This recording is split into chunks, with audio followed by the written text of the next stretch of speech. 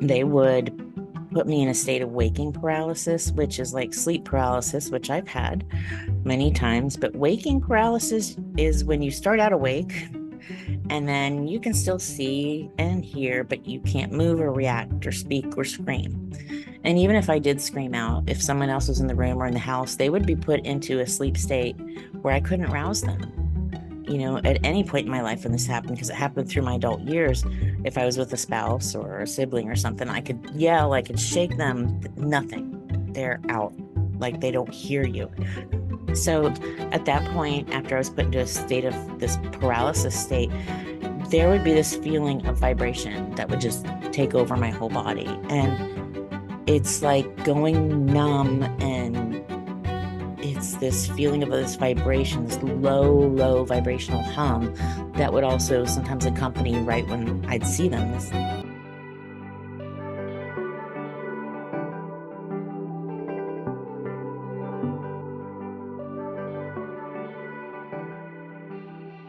Aloha and welcome to another show, guys. Today we have a fascinating guest joining us, Karin Wilkinson. She is the author of Stolen Seed, Evil Harvest. Karin's life has been marked by extraordinary and intense experiences, including multiple alien abduction and encounters with non-human entities. Her book dives deep into these unsettling topics, an exploration of spiritual warfare and genetic manipulation. We'll be discussing her first-hand accounts and a dark agenda she believes is unfolding. But before we dive in, guys, I want to remind you to follow, subscribe, and share the podcast with others. If you've enjoyed the show, please consider supporting us on Patreon for exclusive content and early access to episodes. And just a quick note, guys, the views shared today don't necessarily reflect my own, but I value the exploration of diverse perspective and the conversations they spark. It's topics like this that keeps the podcast thought-provoking and engaging, diving into the unknown and challenging what we think we know. And again, I'd like to keep the comments respectable but engaging, so please keep that in mind, guys. Now, without further ado, let's welcome Karin to the show. And welcome. Aloha. Yes, aloha, Karin. Thank you again for coming on this show. I'm really grateful to have you here to share your story and your insights with us. Your book, Stolen Seed, Evil Harvest, delves into some deep and challenging, I think, conversational topics surrounding alien abductions and phenomenon, spiritual warfare, and genetic manipulation. So I'm looking forward to diving into all of these themes and hearing about your experience and the dark agenda you believe is unfolding. To start, could you share a bit about your journey and what led you to write this book? Absolutely. It's an interesting journey. For almost all of my life, I was told not to talk about this. And then society adds those pressures of a negative stigma surrounding, if you walk around and say, I was taken by aliens, people are like, oh, crazy person, and but I had a near-death experience that brought me into some PTSD counseling. And that gave me the tools to, once I could and felt comfortable talking about this, finally, it gave me the tools to be able to do it, because it's so traumatic to relive these experiences. And so I've learned to be able to talk to others about it without allowing myself to go through the emotions and the feelings that I went through at the time. Most of the time, it's still traumatic and difficult to talk about it, but I'm really able to separate that when I do.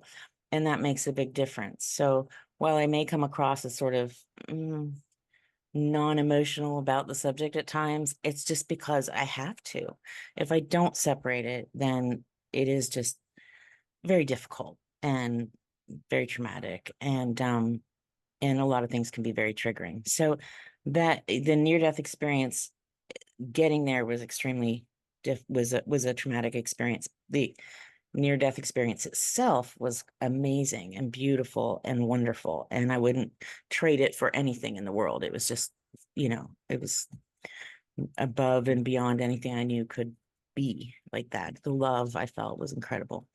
But once I felt comfortable and I really felt led to share, then I was like, well, how do I share this? And who do I share it with? And suddenly I started hearing about this guy named L.A. Marzulli. I didn't know who he was. I didn't know much about him. So I looked into it, followed him, listened to his work, read a little bit of his work, and reached out to him. And he wanted me to share my story with him. And I'm so glad I didn't know who he was at first, because it really gave me the opportunity to get to know him as the person, and for my husband and I to become just great friends with them on a different level. But he happened to be in Texas near where we are. So I went. I was so nervous. I just didn't think I would ever share the story with anyone besides my husband. And I sat down with him, and I think he was as shocked to hear my story as I was to hear myself sharing it, because I just didn't think it was something I would do. And I didn't share all of it, but I shared parts of it. And after that about hour that we spent together, several months later, I heard back from him, and he said he wanted to use it in his movie on the abduction phenomenon, which is number 4 in his UFO series. I was terrified because I thought people are going to see this and they're going to be mad at me. And the ones that were taking me had been taking me, and this wasn't happening anymore, were going to come and find me, because I had been warned. I had been told my whole life, you don't talk about this, or something bad will happen. And that's part of what I write about in the book, the ways that they warned me. So I was terrified, but then I remembered that fear is not from God. Fear is not from my creator. Fear is something else. And so I was able to work through that. After the movie came out, I was writing down the things that had happened, because I just was chronicling, more of what had happened to me. And LA asked me to write it in a book. And so I did. I wrote it very quickly. It's easy to write just when you're writing your truth, I guess, and I didn't expect to write this book. Certainly was not something I thought was on my radar ever. But I did, and he published it, which I was incredibly honored to be published by Spiral of Life Publishing. And then here we are today. So sorry, we had a thing come up on the screen and it just distracted me. Sorry, everyone. Sorry. No. It's the AI meeting. It's the notes. Okay, cool. Let me remove that. I don't want that. So notes. Okay. Okay. Sorry. So no, that's okay. That's okay. I just didn't want people to why did you stop? Yeah. But yeah, so I was just incredibly flattered that he loved the book. We published it. It came out about a year ago. Just a year ago today, I think, was the first time I was at a conference in Oklahoma, and that's when we first had the book. That's when I got the first copies out there to people. So it was exciting and scary. But what I found was there were so many people, once I had the book out there, that wanted to talk about their experiences and wanted to share, and people reaching out to me saying, thank you. Now I don't feel like I'm alone anymore. Thank you. Now I feel like someone understands what I'm going through, or now I know what to do, or how to walk through this. And there were even, especially women, reaching out to me saying, you just wrote my life story. And I never expected that. People from every continent across the world reaching out. I mean, it's not localized. It wasn't anything. It's just everywhere. And I was amazed. Not only was it offering comfort and a sense of community to them, but it was doing that for me too, which was so unexpected. And I found that what I really wanted to do was just be there and help others by saying it's okay to have these conversations. It's okay to talk about what's happened to us. And it's okay to share with others, and we don't have to be afraid. Not everyone wants to hear this, obviously. But there are a lot of people who will receptively listen and listen with a calm, caring, open heart. And I think that's what I ask of people. If you have a friend, if you have a family member or someone, a neighbor who says, I I'm not sure how to talk about this, but these kind of things happen. Just all I can say is please just listen with a loving, open heart. It doesn't mean you have to understand or even believe. We can't make anyone believe the things that have happened to us, but we can support each other. And that's the conversations that I'm hoping to help people start with some of this as well. So I know you had a couple of questions in there, and I think I just kind of grazed the first part of it. So if you want to Yeah. point me in the direction you want me to go from that. Yeah, well, I'd love to hear your experience. Okay. My experiences started from my earliest memories. I don't have memories of a time in my life when I wasn't being taken from my youngest memories. Um, when I was little, I was, even before I have the memories of the abduction process and how they were taking me, I had memories of being with these non-human entities. And some of them, people will refer to them as Nordics or tall whites, the different names they go by, looked very human-like. And I think as a small child, they may have had me in their presence more because it was less scary. Not that any of it wasn't scary, because it all was. And so as a result of that, I was afraid of any human who had similar features or characteristics, which unfortunately was my father's side of the family, because they were mostly German and tall and fair haired and fair eyed and fair skinned. And that's what these entities looked like. They were kind of human looking. But their eyes were larger. And their eyes were kind of almost an icy, some of them looked blue, some green. Their eye color varied, it seemed to me, and almost seemed, the more I think about it, the more I think it was almost as if their eye color was multicolor. Like sometimes it looked more blue, sometimes more green. I don't know if that'll make sense to someone. Sometimes that's kind of like when you see a prismy effect. Their hair was very light and usually cut short, about shoulder length, almost like a page boy cut. Um, and although it looked very icy blonde, up close, it kind of looked translucent, like it would pick up colors around it. So it was weird, and it was kind of thin, very fine, very thin looking. I don't remember ever touching their hair, but I remember kind of wanting to, if as a little one, and maybe I did, but I don't have a direct memory at this moment of what it felt like if I did. Um, and they were tall and thin. They always were wearing what seemed like very tight fitting type jumpsuits or onesie type outfits, very nondescript, like without any, not like we have designs on our clothing or anything like that, just very nondescript, very plain, like in a blue or gray or this beige color, a lot of just plain colors. And I do remember one thing as a little kid of different entities when they were wearing outfit clothing type things, especially the one piece looking ones, it seemed like they always had feet in them, like footed pajamas that little kids wear.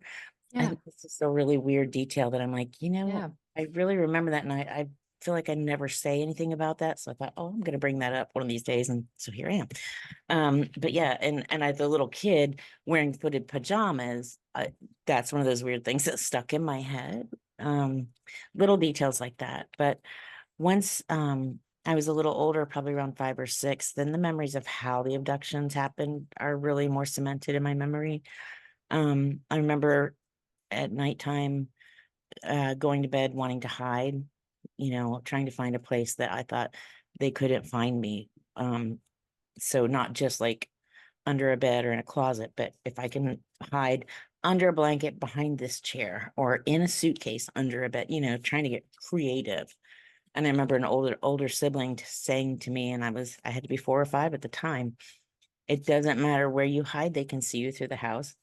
And this is a conversation with little kids that don't know who we're talking about because we don't have the vocabulary, but yet we're having these crazy conversations. And if someone overheard it, they'd think we were talking about make believe, probably, or, because we didn't have words like aliens or grays or Nordics or reptilians or any of those things to reference. So we didn't even know how to tell people what was happening for me. And I only talk about my story. I try not to ever talk about anyone else's story. I feel everyone's experiences are theirs to share and not mine, unless someone has expressly said, please share my experience. So if I refer to a we, I'm kind of talking about me and other people I've talked to, but I'm not going to give any names in that respect. So I realized I couldn't hide from them, and especially under the covers. I mean, I'd pull the covers up over my head, close my eyes as tight as I could, and just pray that I would fall asleep and not remember anything, and just, nothing seemed to work though. I would wake up because I would feel their presence, and it's middle of the night, no idea what time, because back then we didn't have our, digital phones with that we can look at and constantly know what time it is, or clocks like that. The only kinds of things we had were like the round alarm clocks with the hands that went around, and there wasn't usually one in our rooms. So wherever I was staying, and it didn't matter where I was staying, I was taken from different locations. It didn't really matter. But I would feel their presence before I know they were there. Just like this heaviness, like an evil feeling in the room almost. And it was terrifying. Terror would grip me, overrun me. Quite often as a little kid, I would wet the bed when that happened because I was so scared. And knowing I'd get in trouble probably for wetting the bed, but I couldn't control it. The fear was so visceral and so deep.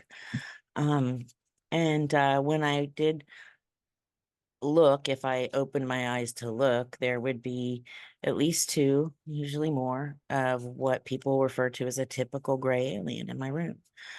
About 4 feet maybe tall. So when I was little, for some of it, they were taller than me, and then there was a point where I seemed like I was bigger than them.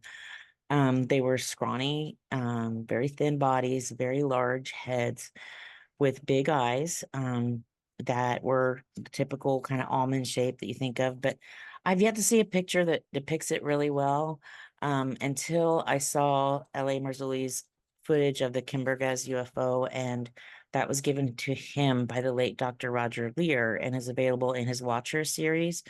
When they slowed that footage down and zoomed in, you can see the entities in that ship, and you can see them working on someone. And when I took that and then I blew it up further to look at it, that's the first time I've seen a photograph of what I've experienced.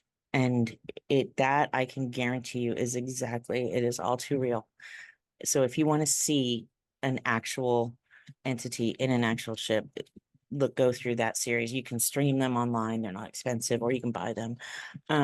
But there others have taken that without permission, unfortunately. So it may be out there in a few other places, but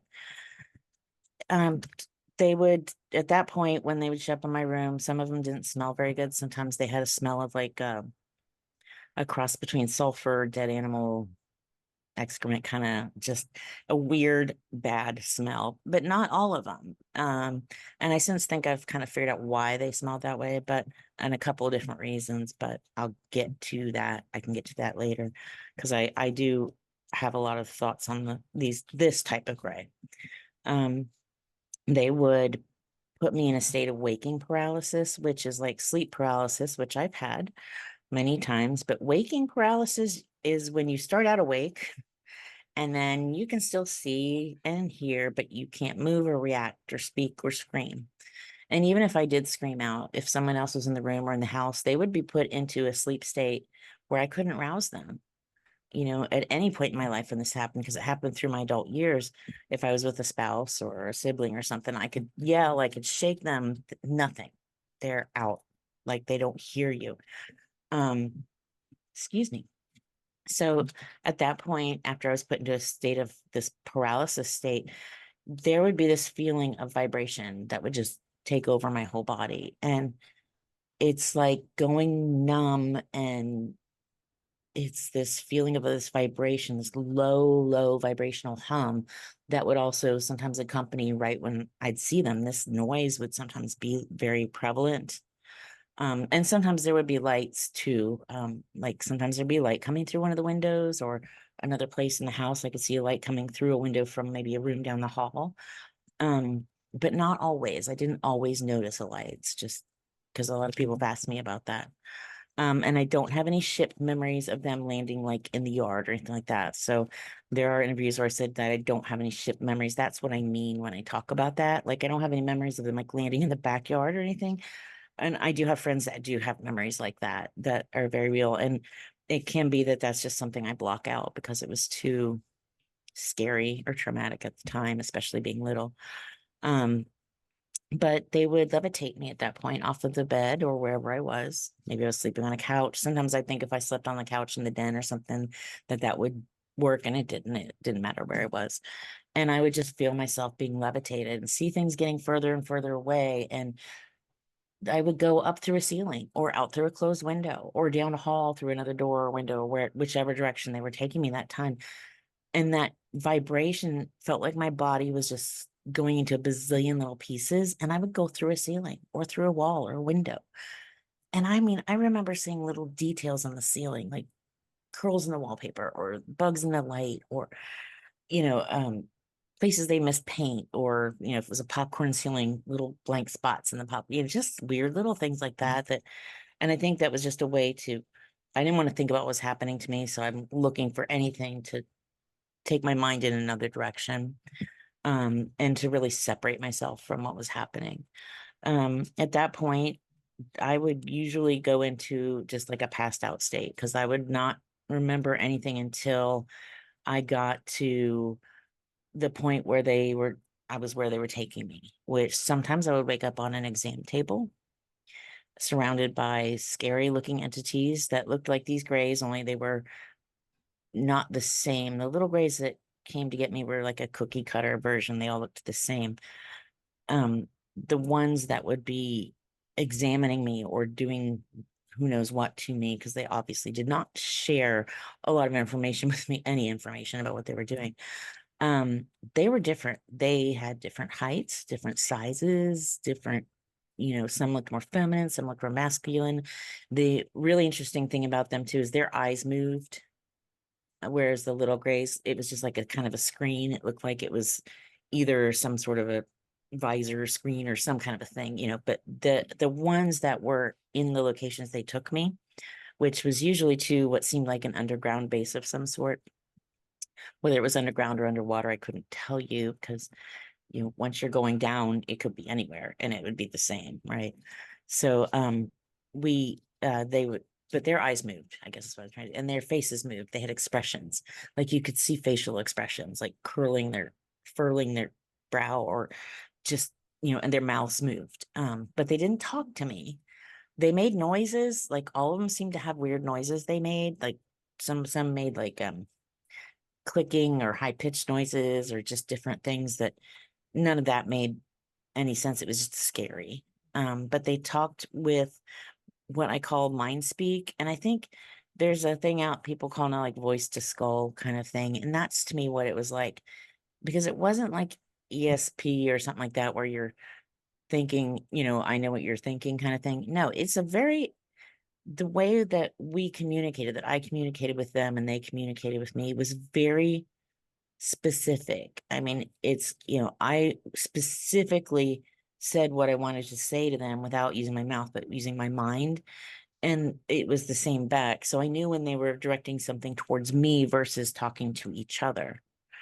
And I couldn't always understand what they were saying to each other. It would either be very fast or it didn't make sense. And, so when they were talking to me, it was without words, but just in mind speak is what I call it.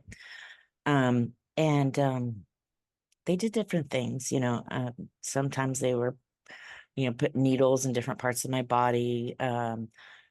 There were things that looked like big X-ray machines. I don't know what they did. There were all kinds of weird contraptions and mechanisms all around these exam tables doing different things, sometimes multiple things at once. I don't know what they were meant to do. And if I was in pain, if I was screaming or if I was crying, they could take their hand and just run it like across like my eyes, my forehead, not even touching me physically. And all of a sudden I wouldn't feel it, or I would go to sleep. I would just be out, or they could manipulate what I was feeling. They could manipulate my emotions even to feel joy or pleasure or sadness or whatever. And that was really scary too, because it's like if you get in trouble, if you upset them, they can give you pain, or whatever. So it's like this Pavlovian response where you just do what they want you to do because you don't want this negative and you're hoping for something positive. For me anyway, that's how it was. They always told me to be good, and that everything was okay, and just really benign statements, like they didn't understand my emotions. And I felt like they were trying to. I felt like they were almost trying to data bank emotions at times, like run me through different emotions to see how I would react. And I felt like they were saving that information. And that's something I really want to work on going through my memories on, because I think there's something to that. But regardless, sometimes we would get in elevators that would just go down and down and down. And then we get in what I used to call sideways elevators, which were very different from anything we had, because back then, in the 60s and 70s, vehicles made a lot of noise, and these were very quiet, but they went side to side or up and down at an angle, and they made turns, and so it was some sort of a vehicle, maybe a tram or a train or something like that. It went very fast. It had benches as opposed to just these elevators we get in, which didn't.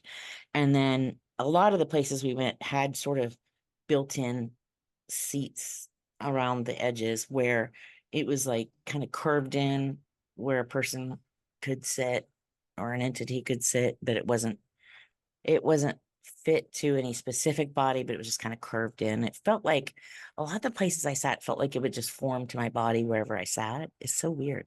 Especially on the ships, but the ships felt like they were alive to me. And there's a lot more, but I don't want to digress off the path that we're on, so I can get back to that. Anyway, when they were done with me, they would just take me back. It was much the same process. Quite often, I wouldn't be awake for the return process because usually, I'm getting so upset. I'm a little kid at this point. They've just put me into a knocked out state once they've gotten what they want from me. And I would wake up sometimes back in my bed, and where I had wet the bed would be freezing cold because it had been sitting there. Or sometimes I'd wake up somewhere else in the house. Sometimes my pajamas would be on inside out. Sometimes they'd be at the foot of the bed or even in another room of the house. Um, it just any number of things that just didn't make sense to anyone else who was in the house with me too. If they wake up and find me sleeping on a rug in the kitchen, that how did you get here? I don't know. You know, typical little kid answers. No one thinks twice about that. Often when I would be returned, I would wake up and I would go and crawl underneath my parents' bed and sleep there. And it was dusty and there was dog hair and cat hair down there. And I was very allergic. I didn't care because I didn't feel safe anywhere. And I wasn't allowed to, and I couldn't. Their bed was high. So I couldn't get up in there, and I wasn't supposed to necessarily do that anyway. And so that was the only thing I could think of to do. And I did that quite often as well. Until I would start sneezing so bad that I would wake them up and they, send me back to my room. But it was just scary, it was a really scary existence. And I was trying to talk about it though. I was trying to tell them, I was trying to tell my friends, my family, I mean, anyone who would listen. And, because I'm essentially a 5-year-old being taken, kidnapped against my will. And there's no police, there's no therapy, there's nobody protecting me, because how can they protect me when they don't know what's going on? And I'm telling them, but it doesn't make sense. The little ones are taking me. I'm going out of the window. I'm going up in the sky. None of that makes sense to anybody. You've had a dream, you've had this, you've had that. And, or even telling kids at school, yeah, they put a needle right here in my chest. And they're like, they don't do that. Doctors don't do that. Little kids, we're kindergarten, first grade, whatever. So one night they took me, and because I was trying to talk, and they took me and walked me out into, we were staying at my grandparents' house. They walked me into that backyard, and there was a clothesline in between, down kind of the one side of the yard, and they showed me what we call a like a screen memory. And it's today, the best way to describe it would be like wearing VR goggles. But back then we didn't have anything like that. Again, 60s, 70s, we didn't have, phones were attached to the wall with cord. And they showed my family walking out into the yard on the other side, which wasn't actually my family, but that's what they showed me. Then they sprayed something on the backs of their heads, and they said, you can't talk to people about this anymore. You have to be good. If you do, you were going to hurt your family. And they showed my family being beheaded in front of me. And this is one of those I have a hard time talking about, because it's hard to emotionally separate myself from some of these things still. And so that really broke something in me, especially at such a young age, to see something that horrific and not understand. And I knew it wasn't real, but still, you just don't sit little kids even in front of a horror movie. I mean, some people do, but the next week at school, it was too much. They found me huddled in the corner of a bathroom stall. They couldn't get me to come out, so they had to call my mom. She came and got me and talked me into coming out. I was just sitting in the corner of a bathroom stall, holding my knees and rocking. I wouldn't talk to anyone. I really knew at that point I was on my own. There was nothing I could do, and there was no one who could help me. And I did say, when she can get me, I just don't want them to touch me or take me, the little ones, the ones that are taking me. Who? The little ones, the ones that are, how does a 5-year-old or 6-year-old, however old I was, explain this? She took me to the doctor. He looked me over, said that there was nothing, seriously physically wrong with me. And clearly something had happened to me, but whatever it was, and these are his words, she's young, she'll forget. Now is a different time. I know a lot of people, I've had people gasp when I say that. I'm like, look, it wasn't the era of, people understanding that bad things people understood then bad things happen, but it wasn't handled the same way. So that really was the point where I knew I was on my own. And that's the point where I really learned to disassociate, just really disassociate from it. And create two of me. There was the one of me that dealt with that stuff, and then one of me that dealt with the everyday and the good and the fun, the positive stuff. And I was able to utilize that for anything bad that was happening in my life, and so I'm not saying I had a split personality or I had true dissociative identity disorder, but I definitely, for my whole life, there's a protector in me, and then there's just the fun, normal, innocent part of me. And that's how I dealt with it, because I don't think I would have been able to go on and have any semblance of a normal life if I hadn't figured out how to completely separate it in my day-to-day. Because you can't let this stuff constantly be in your head. It's too damaging and painful. And I think a lot of people do that in different circumstances than this, but other traumatic circumstances, people either block it out or just learn how to, it's a protective mechanism. It's kind of built into us, right? Like fear. I tell people, when you're afraid of something, quite often that's a natural instinct that you should listen to, because even little babies, if you show them a picture of a fuzzy bunny or a little teddy bear, they'll be light up and put their hands out towards it usually. But if you show them a picture of a rattlesnake, they'll jump back, and there's different thoughts on that and different studies, and I've looked into them, and some studies say yes, that's innate, it's in our DNA, and some say no, it's just a coincidence, or it's this or that. And I'm like, well, we don't know enough about DNA for anyone to make a really well-educated guess or educated response to that. So for me, what I see, what I've seen my own children, what I feel, I know that when I'm afraid of something, it's probably because that's a real threat. And even if I'm not aware of how much that threat is, it's something natural telling me to be careful. It's like a hot stove, I mean, you touch it once and but some things are actually already in there, I think. So anyway, I have rambled for a little while, so I'm going to stop and let you jump in and let me know, where you want me to continue from here. In your book, you describe a hybrid breeding program. Mhm. Can you explain what you believe the purpose of these hybrids are, and what are they doing? Right. What is the purpose behind it? If That you is a think big question, yeah. and it's a lot of big answers. But what I will say is, look, I believe, to be quite open and honest and right there, these entities, the way I was able to stop them was to realize they have the same creator that I do. And when I realized that, and I'm like, wait a minute, I can call on God, I can call on Jesus, and you have to stop, because it's a very based, the spiritual realm is very permission based. And once that permission is taken away, they can keep trying, but it doesn't mean, as long as I don't give them, or someone else doesn't give them permission, they can't keep coming for me. And I can rebuke them, and I can tell them no, and I can call on Jesus, and they have to flee. And it works. It does. It works. It's worked for me many times.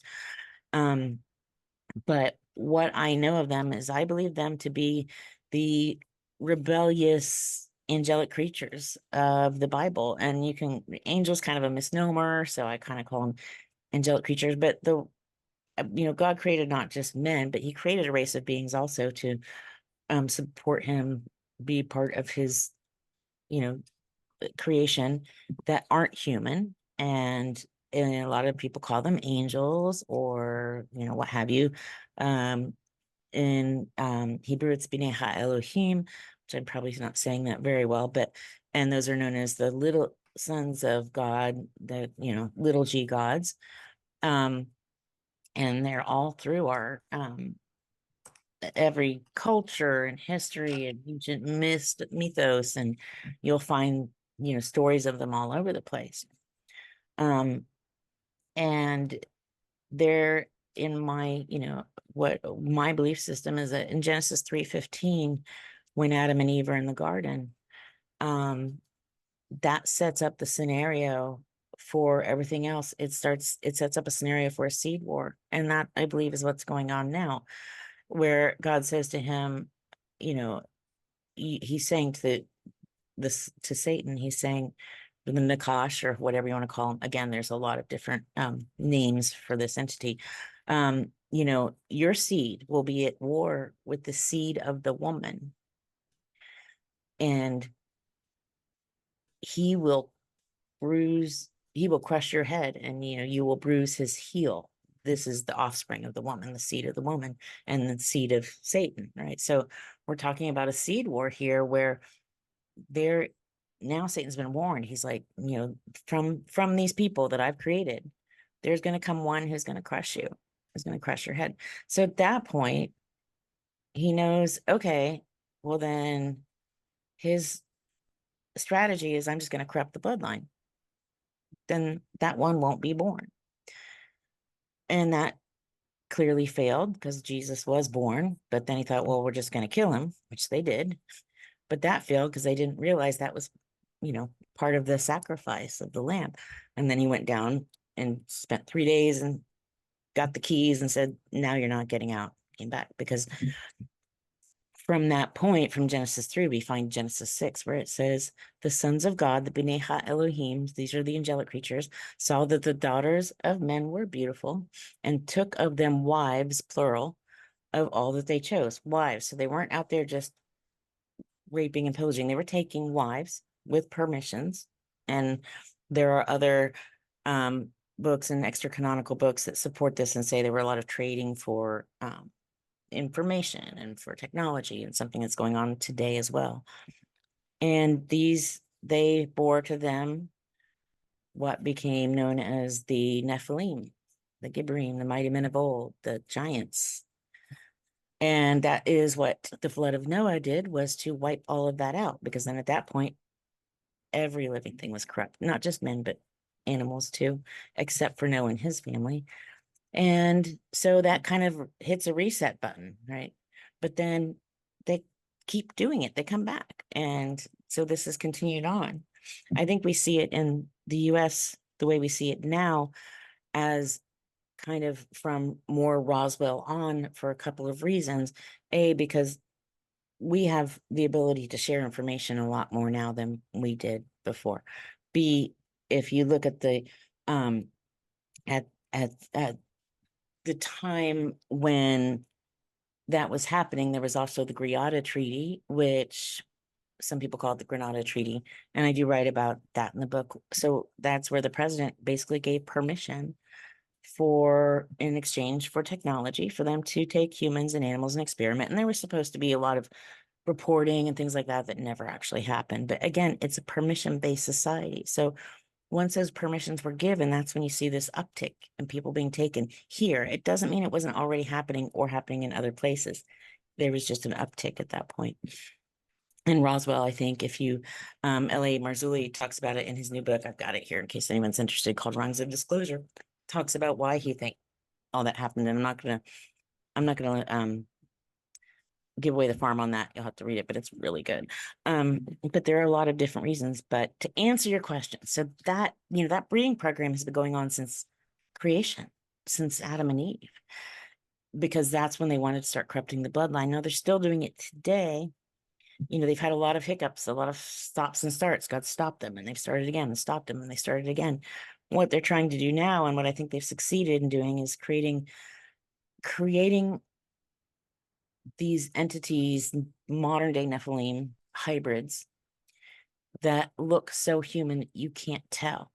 Dr. David Jacobs has several books out. One's called Walking Among Us, where he has talked with, interviewed, counseled as a psychologist, hundreds and hundreds of people, reporting direct contact with, or living with, or seeing these entities. And I've talked to people who've seen them and had direct contact with them as well, and it's terrifying. So that the purpose of that, because obviously they didn't stop, Jesus from being born, they weren't able to stop that. So why are they still doing it, right? It's also the earth. When we were put here on the earth, we weren't the first ones. There was these angelic beings were here before us, and the rebellious ones, caused it to be taken away from them. And God's like, look, I'm going to make a man out of dirt, and I'm going to give the earth to him. But then with the garden came the cursing of the earth and everything else. So you're looking at entities that want this earth back. They want to take the birthright, and you can do that by becoming partially human. But then that makes the ones that they're breeding with partially not human as well, right? So, and only God can give a soul. I mean, I have seen and interacted with my hybrid children on one very real occasion that I just didn't, there was no love. That didn't seem like a soul, and I can elaborate on that later. But so I believe it's still a seed war. I think they want to have, they want this place, this earth back. I do believe that they are not out there on another world. I don't believe in the plurality of worlds. I believe they're under our feet, and I believe they're in multidimensional. So they're in other dimensions. So we don't necessarily see them, but that doesn't mean they're not there. And then they're also under our feet, under the ground, under the oceans. I mean, look at how deep our oceans are. You can fit, 15 Empire State Buildings end to end and not hit the bottoms of the areas we know about, let alone how deep is it where we don't know. And they're so vast. So there's so much that, we're not aware of and that we don't see on a day to day. So it just doesn't occur. And I think that there's a lot of, oh, look at space, look at space, look at space, because they want everyone to look out there. So they won't pay attention to what's going on right here and right under our feet. Because I wasn't taken, to my knowledge, I have no memories of being taken to another planet, another solar system. Doesn't mean I wasn't, but I don't have any memories of that. But I have a lot of memories of being taken underground. So Interesting. yeah, and so many of the people I've spoken with, exactly the same thing. So coming from an actual experiencer and then talking to so many other experiencers who've had the same experiences, I find it really interesting that, our with all the congressional hearings and things going on UAPs and UFOs and whatever they want to call them today, they're not talking about the underground. They keep pointing out to the sky, and I'm like, I think that's a look over here and not over there kind of tactic. I'm not sure though, but that's what it seems like to me. So I don't know if that answered your question, but I do think that's what the hybrid program is. I think it runs in families because once they find DNA that works, they like to keep working within that DNA. And I also think it kind of runs in families because of the permissions thing. Permissions are given, and you have these multi-generational curses or permissions or covenants that are made. And those things are very serious. And those things stay attached generation to generation unless you undo it. And I know you've talked to my friend Vicki Joy Anderson, who really covered that. So I'm not going to go down that road because that's her expertise and certainly not mine. And this is usually where I would toss it to her and let her take over that kind of conversation. But I hope that makes sense in what you were asking. Does that Yeah. fit? Okay. Yeah. So you think that they're trying to make hybrids that are half demonic and half human, or Well, transhumanism? right. They're okay. There's a lot to unpack in there. Yeah, hybrids would be a modern day Nephilim, and definitely hybrid would be anything that's not in its original form, like human or a non-human alien entity. So then if you're crossing those, yeah, definitely. So I think you're spot on there. When it comes to demonic and demons, I see that as two different things. Demonic to me is a phrase that we use to denote something that's evil.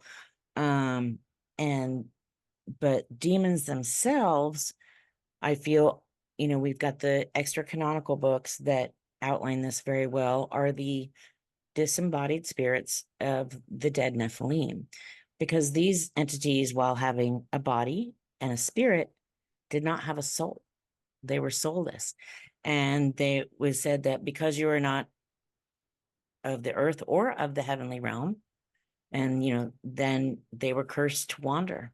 And so when you read like biblical texts or even other other religious texts or other, I'm sorry, texts of other belief systems, you will see that like Jesus comes across the man who is infested with demons and goes to cast them out, and they ask him, please put us in the pigs, because they at least want to be in something. They don't care what they're in, right? So he casts them into the pigs, and then of course the pigs go over the cliff, and then unfortunately now they're out looking for another body. So they're looking for a body to inhabit, because only God can give a soul, and that's the thing that they're missing. And that's what makes them not human. And so when excuse me, when these little grays that would come to get me would enter the room, I would just feel this evil, this demonic sense, in the room. And I didn't know what demonic at that point in my life meant, but I would feel the evil. I would just feel heavy, evil, scary feeling in the room. These little grays that all look the same, I believe that they are like a meat suit, for lack of a better word. We can create skin in a lab. We can recreate that. I think they are created as like an avatar fashioned after the grays and created to house these demons, these demon entities who want a body. And because think about it, their eyes don't move, so they're not real eyes. Their mouths don't open. They're very frail, so they can't really do a lot of damage, but they can control. And they do have the ability to go, into multi dimensions. So they fit in all that. I've had people say, well, if they were demonic, they'd be, cursing and raping and doing all these other things. I'm like, well, would they? Because A, not every demon does that. And B, they've been put in a very restrictive suit, and they've been put in there, and they're, however they're keeping them in there, they are. And they are lower than their angelic brethren who are telling them what to do, because they're only half that and they're half human, and now they're the spirit of the dead ones. So And that's what I think the grays are, that most people see. I'm like, think about it. If a ship crashes, and we know we have crashed craft, and we know we have non-human biologics, what are we going to get in that ship? An empty gray suit. I've seen them empty. Other people, famous people like Travis Walton in his story, he recounts seeing them empty and looking like just spacesuits. And so many others I've talked to have seen them like in drawers or stacked in corners or hanging just around, and they're just like some sort of a suit. And I think that's why they didn't smell good. I think that's where a lot of the smell came from that some of them would have. I think maybe if they were not, um, maybe there's some sort of upkeep or maintenance that they had to do with them. I don't know, but I think that might be why some of them did not smell good at all. So, um, hopefully that answered your question. Yeah. I keep going No, down no, the trails no, here. no. No, I've heard other people talk and say the same thing, that it's almost like the Greys are actually wearing some kind of suit because it doesn't fit right when they walk. It just kind of looks weird. I forget his name, Dave Loveland, maybe I forget his name, but he talked to the same idea Oh, about interesting. that. Yeah, yep. So I Yeah, I agree. definitely think there's something It's that, because the other grays, the other ones that aren't all the same looking, they're different. Their mouths open, their fat faces move, their eyes move. There's some are taller, some are shorter, some are bigger, some are huge, and you don't see that with these other grays. They're just like all the same kind of. mhm, So yeah, it would make sense. Yeah. mhm. So do you think that these little grays, or maybe all of them, I'm not quite sure, Mhm. they're demonic in a sense where you said that if you can get rid of them now that you know how. So do you Right. just mention God's name? Do you Mhm. rebuke them? How do you get rid of them?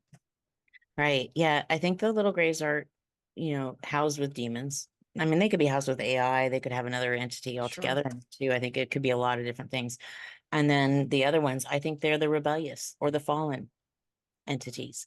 So, and the Bible's has a lot about that. And, there are just so many. I mean, we don't have a number because there's so many. Right. Third But of the when heaven. exactly. So, and there are different kinds, and Hmm. that's we have all these different kinds of alien entities. So what we're seeing is a fallen or a rebellious version of, so they don't have, they've lost, I don't know what they've lost in that process, because we don't have a book about them. We don't have a guidebook about them. All we have is what some of us have seen and experienced to go on.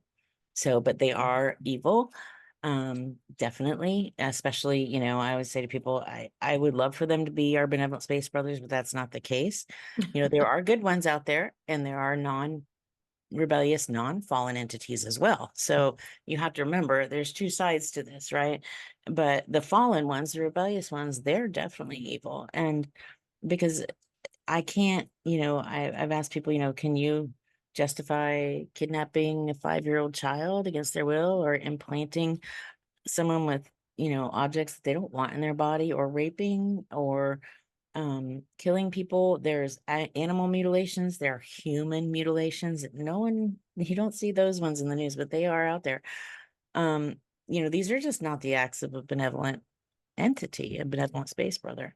Not to say that there aren't, because I had an amazing encounter with benevolent angelic beings as well, and that was wonderful and beautiful. But what I tell people is, you can't, I caution people, don't go calling on these things. Don't go looking for them. Don't go out there and trying to do the CE5 stuff where you're, summoning them, because you don't know what you're going to get.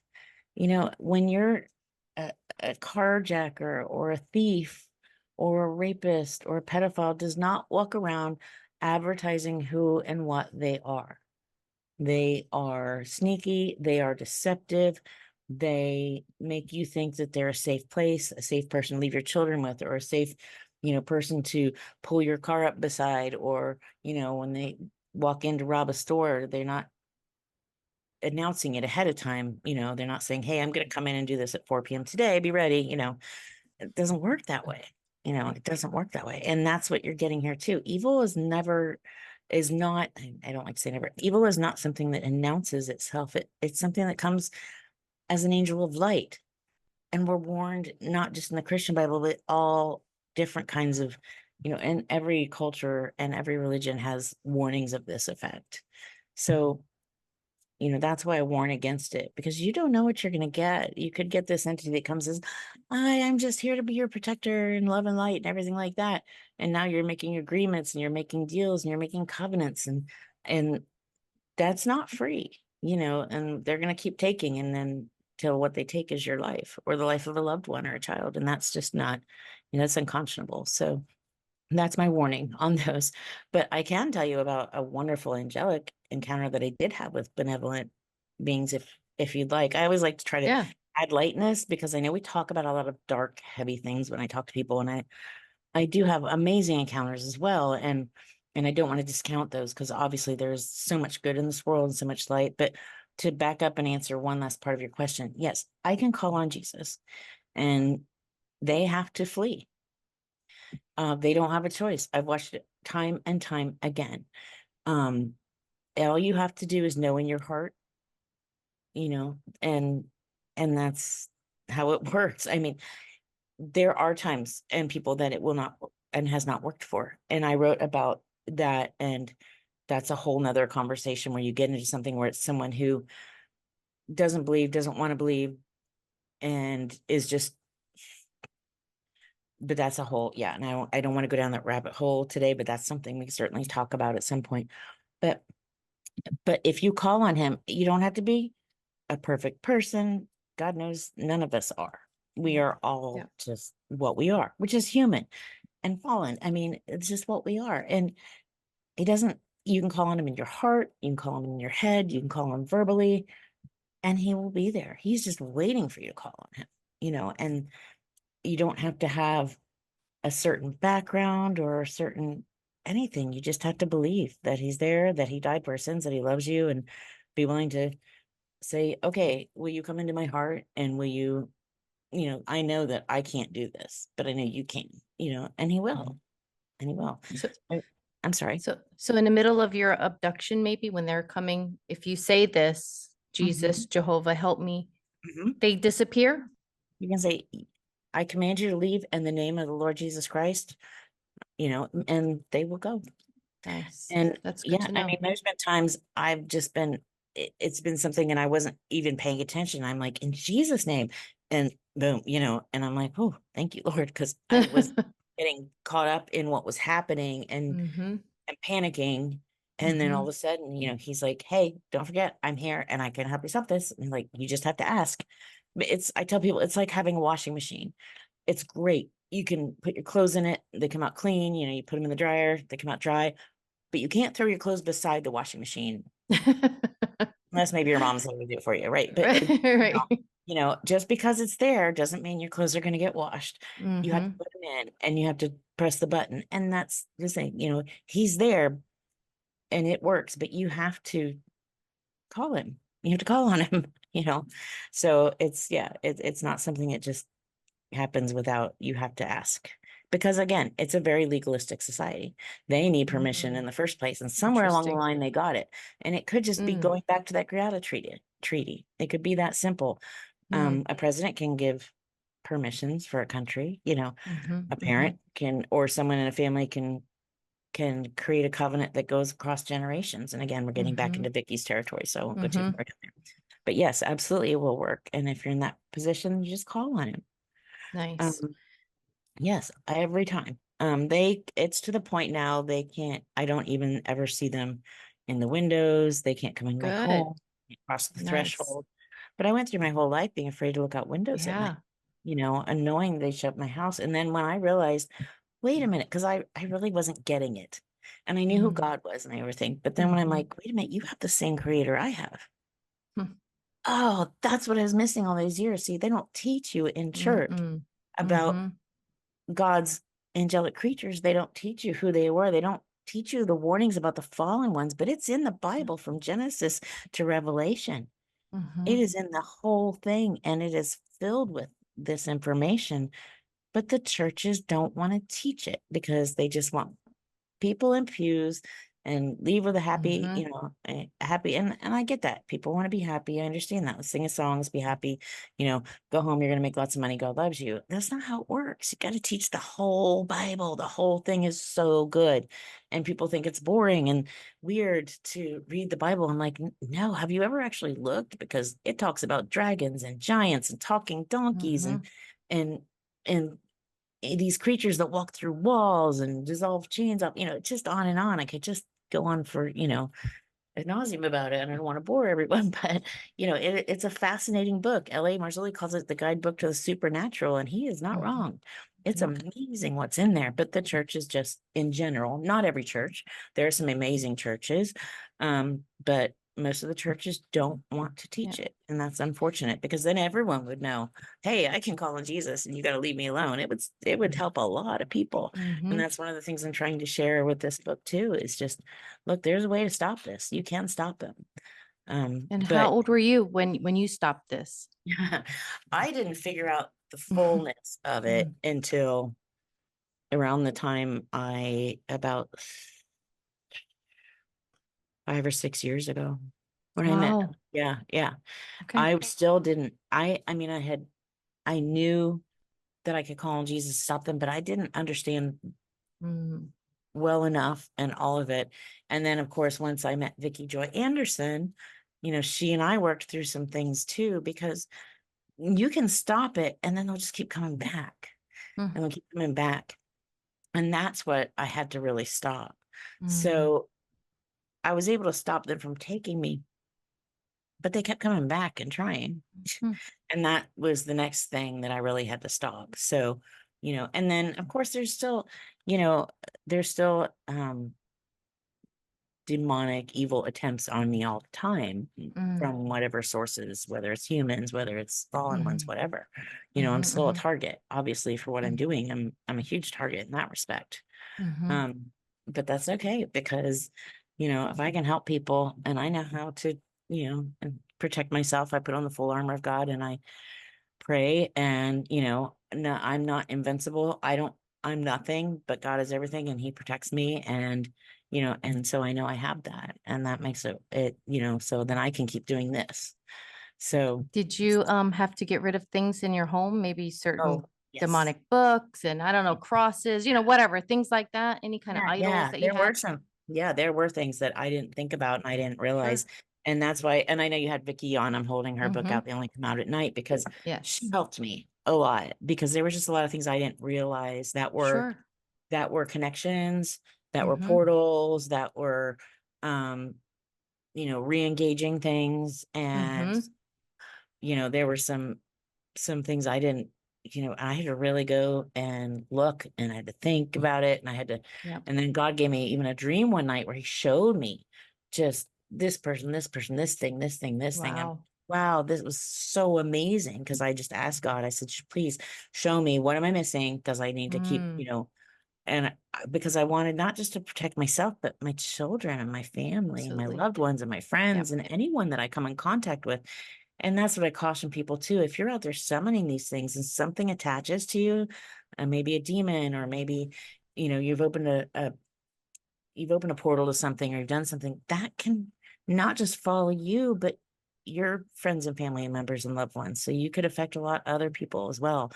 And Mhm. we have to be responsible for our actions. And it sounds really hard, but it's actually really simple because it's just, you know, a matter of saying, okay, no, not doing that anymore, not doing that Mhm. anymore, you know, and you don't, in some cases, you don't have to get rid of things, you know, in some cases you do. It just depends on if someone's, you know, tried to put a spell on something or tried to, you know, Mm, attach something to something in physical objects. And we know, mhm. gosh, in so many different cultures and things, you know, physical objects have so much meaning because they build them for something to Mhm. inhabit. You know, like they'll build little figures for things to Mhm. come and inhabit, or and that's really does happen. Yeah.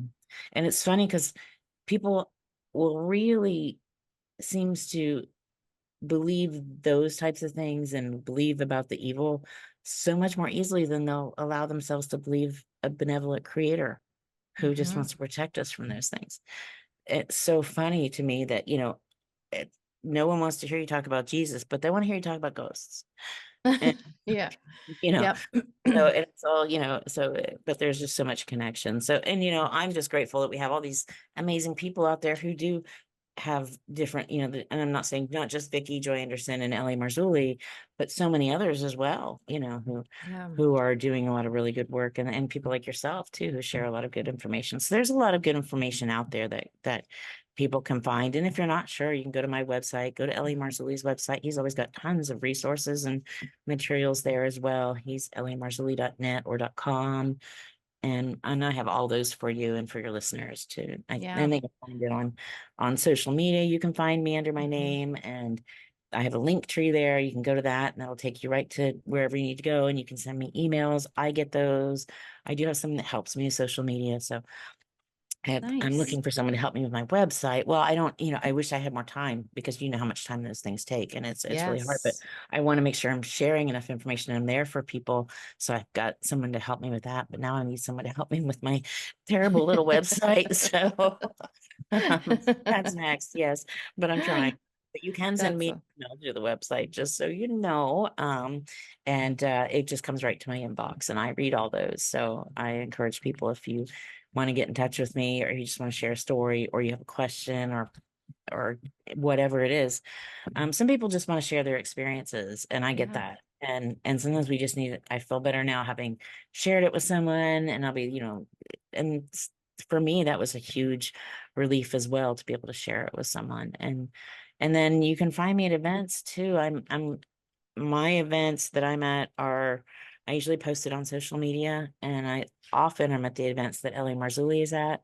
And the next one I'm at is going to be in Branson, Missouri in December at the Prophecy Watchers Conference. And that's a great place to meet people at a conference, because we can sit down and talk. We can, I've talked to so many people about their experiences at conferences and things like that. And so that's just such I like to meet people in person. I think it's so nice to sit down together and meet and talk and pray, or whatever they want to do. And so I try to make myself as available as I can at these things. Anyway, so I know I went on a little Yes. tangent there, but when we No. are talking about these things, people need to know that there are resources, there are people who care. And not just me and Vicky and LA, but a lot of other people as well. So, and people like you, clearly. I mean, so there are sources, but I think I've digressed again a whole lot. So That's okay. That's okay. Yes, yes. Maybe I have maybe a couple more questions. sure. I think do you think that this is like a government secret program that they're covering up about these alien abductions? Yeah, there are the powers that be have a litany of programs that are top secret, above top secret, below top secret, below, whatever, and that they don't share information about. I saw humans working side by side with these entities. Wow. Um, were they all human? I don't know. Some of them could have been non-human entities that looked human. I know some of them were human because we were told not to talk to them or interact with them. And they were told not to talk to or interact with us. When I say us, I'm talking about there were a lot of other abductees as well. And they utilized us to warn them and show them what could happen to them, their loved ones, their daughters, their wives, their family members, if they did.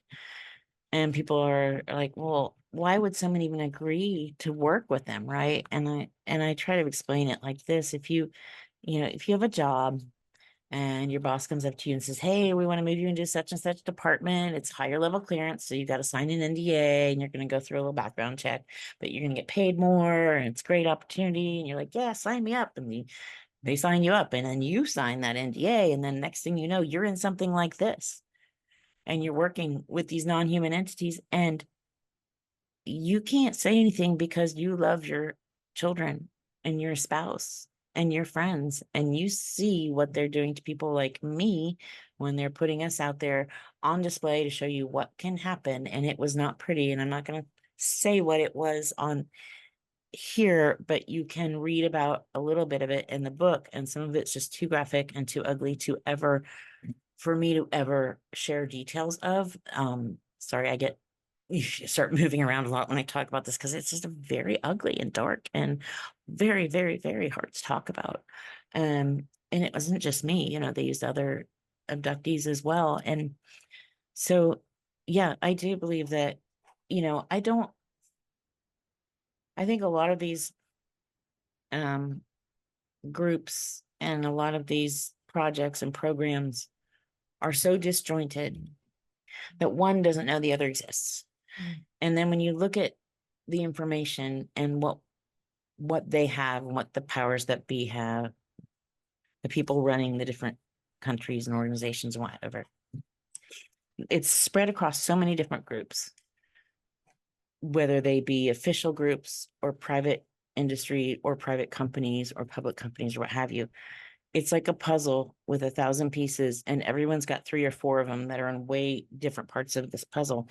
And so unless they were all together and everyone put their pieces on the table, you can't tell what that puzzle looks like.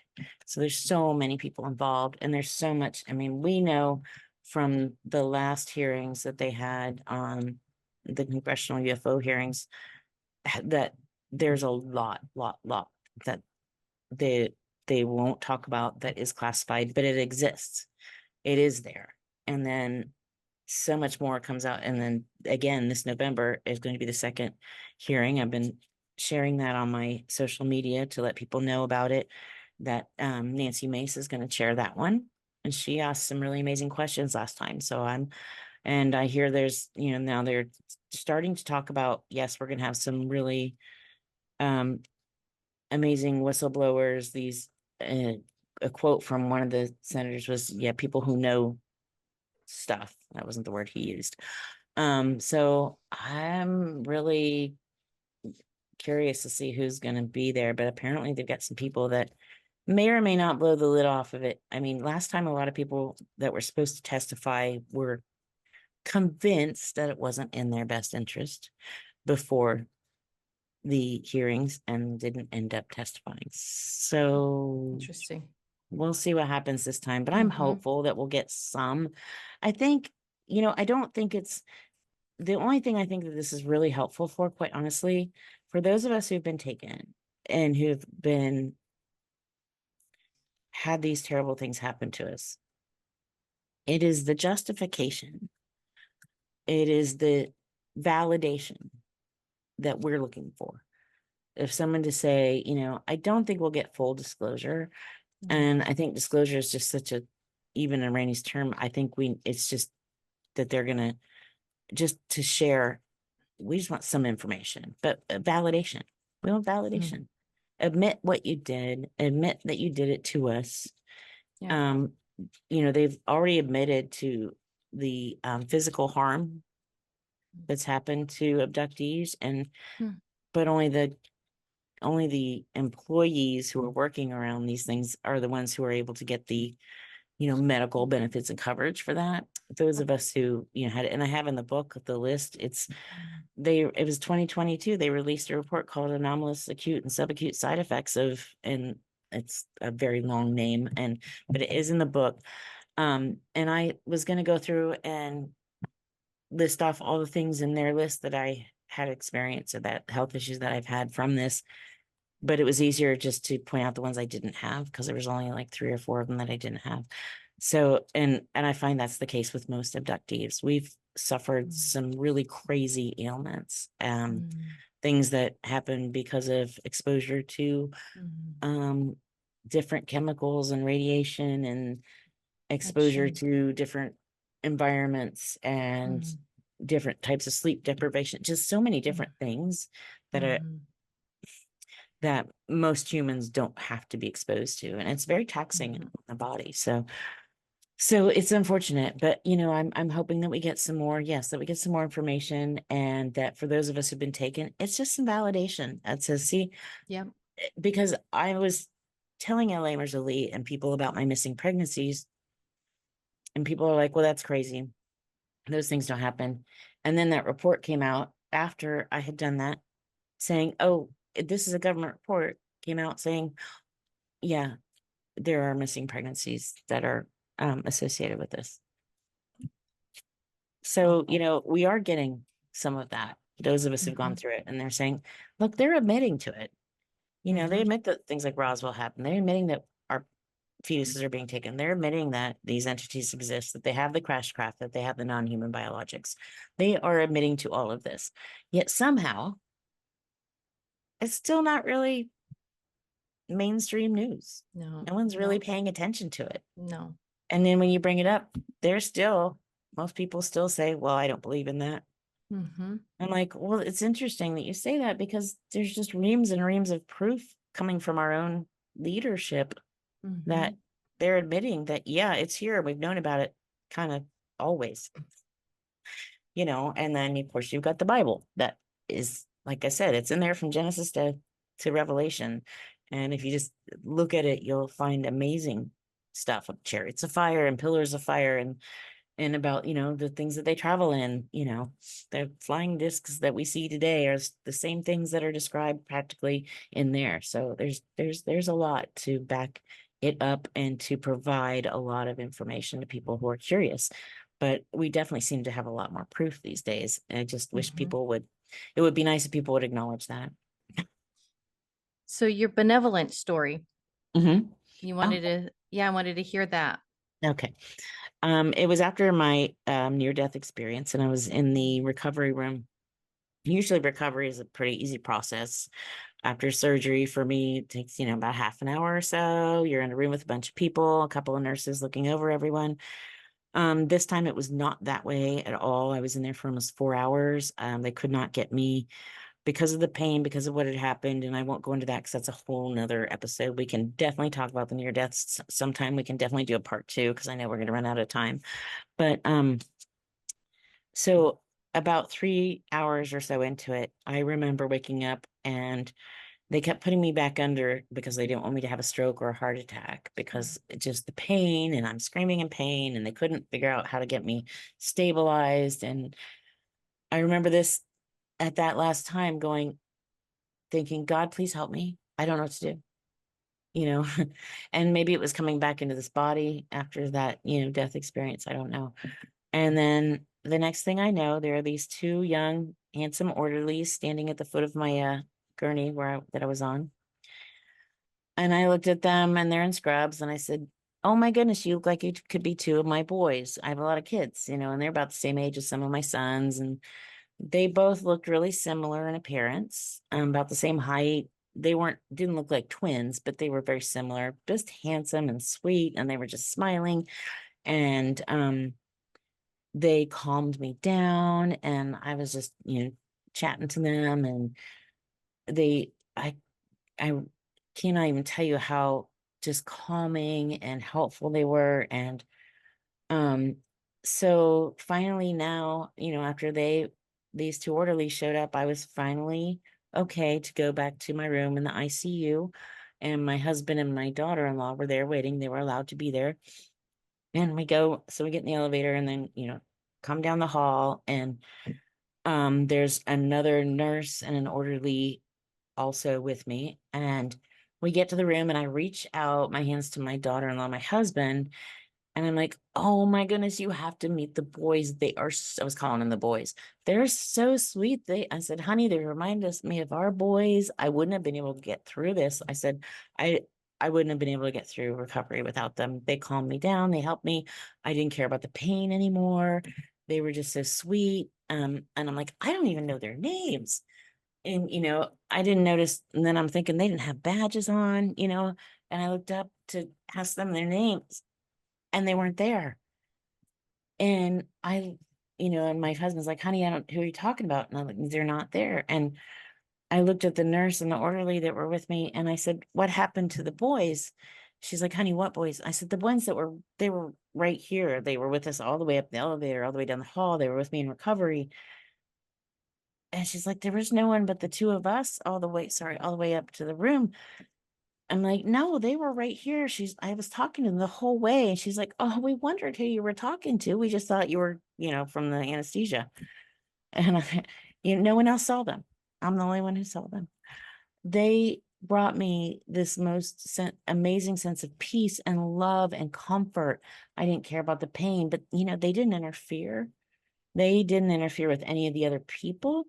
They didn't harm me. They didn't do anything except what I asked. I asked God, please help me. And he sent, I really believe they were angels. He sent these two angels to help me. And they just provided me with calm and peace. And he sent them in a form where they reminded me of some of my boys. You know, I love my children more than anything in this whole world. They are my heart.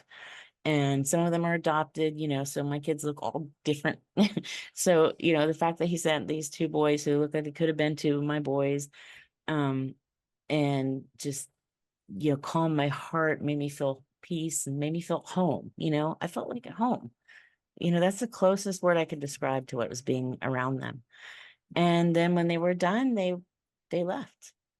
And that's the difference, is that they just came to love and help, and then they were gone.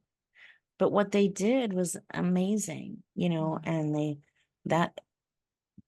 I don't know what would have happened if they hadn't showed up, because they were worried I was, you know, I'd already had a stroke at that point, and they were worried I was going to have another one or have a heart attack or just not, you know, not get out of recovery at all. So it was beautiful and amazing, and to this day I'll never forget the feeling that I had when they were around. It was just so beautiful and wonderful. Oh, thanks for sharing that. Great way to end. So where can people find you again? I know you mentioned it a little earlier, but where can people find you? Yeah. And yeah, I'm sorry. I know you had more questions. I'm happy to do a part 2 sometimes, because we always end up, you know, I love chatting though. And this has been wonderful. Thank you so much. Thank you. Before you know anything, it's been an honor to be here with you. You can find the book Stolen Seed, Evil Harvest at lamarzulli.com or lamarzulli.net.